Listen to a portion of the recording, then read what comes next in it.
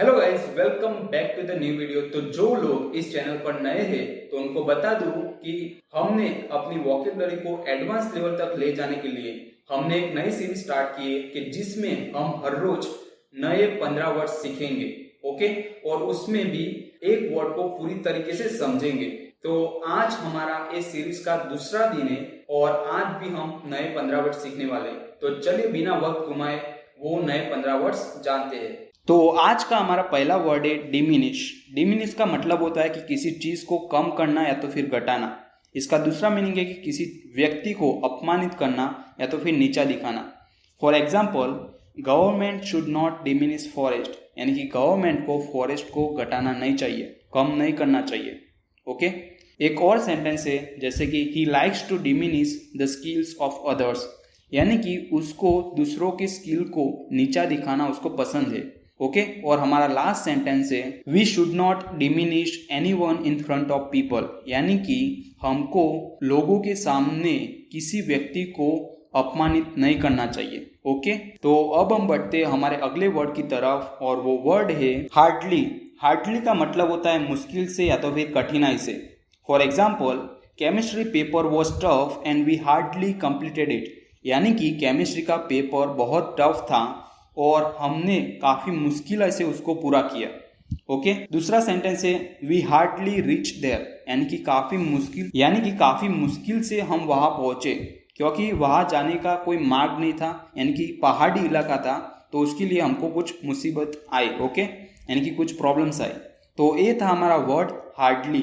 तो अब हम बढ़ते हमारे नेक्स्ट वर्ड की तरफ और वो है इम्प्लाई। इम्प्लाई का मतलब होता है कोई संकेत करना या तो फिर सूचित करना। For example, vaccination implies that we will see reduction in cases of corona virus, यानी कि वैक्सीनेशन सूचित करता है या तो फिर संकेत करता है कि हम कोरोना के केसेस में कुछ गिरावट देखेंगे। ओके, तो हमारा अगला वर्ड है एरा।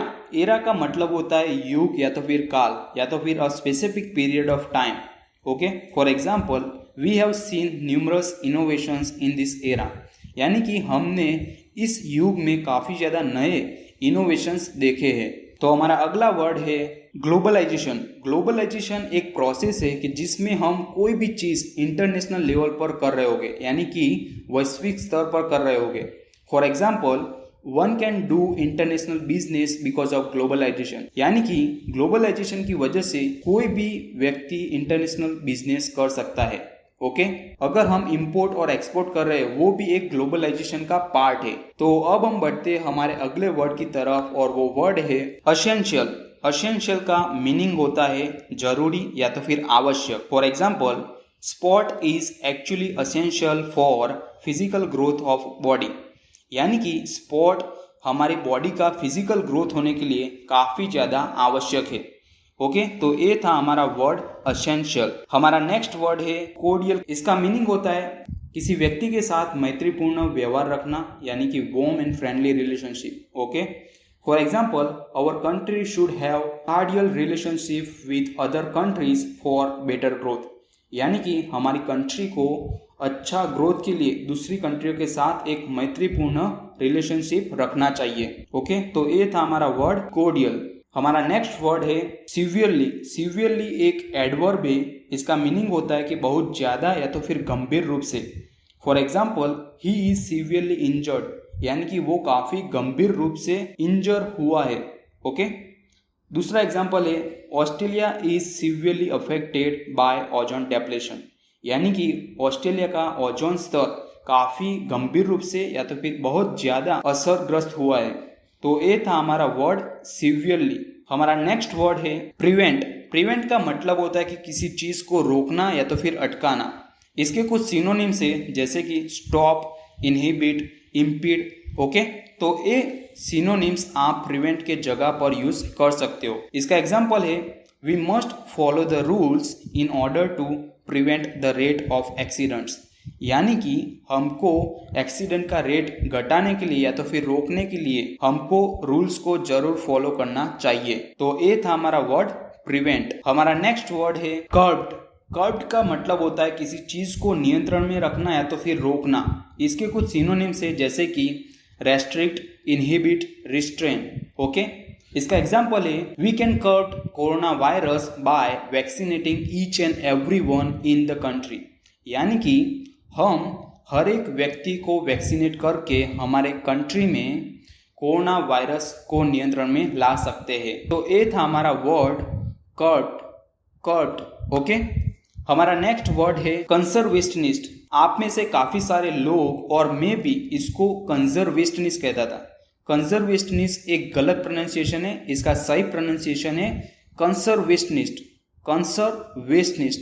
कंजर्वेशनिस्ट। ओके, तो इसका मीनिंग होता है संरक्षणवादी, यानी कि एक ऐसा व्यक्ति के जो चेंजेस के खिलाफ है, वो एक ट्रेडिशनल चीज़ों में मानता है। अगर कोई व्यक्ति ट्रेडिशनल चीज़ों के विरुद्ध में बोलता है तो उसके विरुद्ध में ये लोग बोलते हैं, तो उसको हम कहेंगे, यानी कि उस व्यक्ति को कहेंगे कंजर्वेशनिस्ट।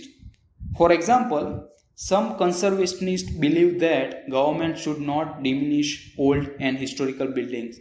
यानी कि कुछ संरक्षणवादी लोग मानते हैं कि गवर्नमेंट को ओल्ड एंड हिस्टोरिकल बिल्डिंग को घटाना नहीं चाहिए। हमारा नेक्स्ट वर्ड है वाइटल। वाइटल का मीनिंग होता है महत्वपूर्ण। इसके कुछ सिनोनिम्स है, जैसे कि crucial, important, necessary and essential.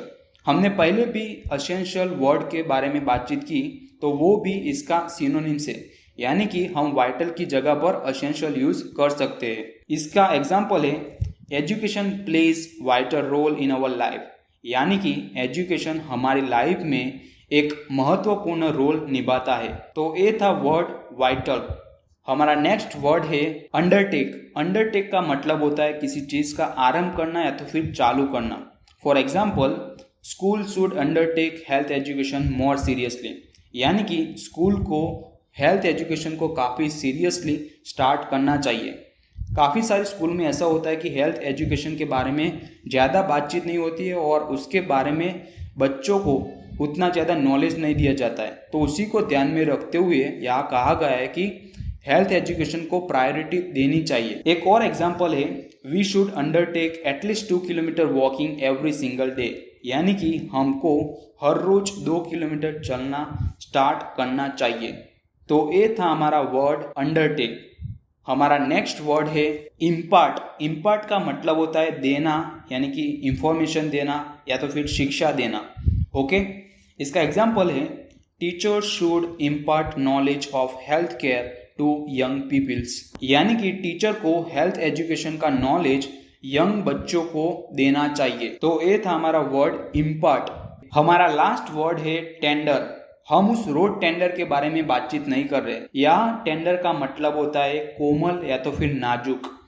For example, he has learn many skills at the tender as of 10। यानी कि वो 10 साल की नाजुक उम्र में काफी ज्यादा स्किल्स सीख चुका है। ओके, मुझे उम्मीद है कि आपको कुछ नए वर्ड सीखने को मिले होंगे और जो भी वर्ड आपको अनफेमिलियर लग रहा है या तो फिर जिसको यूज करने में कुछ दिक्कतें आ रही है, तो हो सके उतना उस वर्ड के रिलेटेड सेंटेंस बनाइए या तो फिर आपकी डे टू डे लाइफ में यूज करें ताकि वो वर्ड आपके लिए कॉमन बन जाए।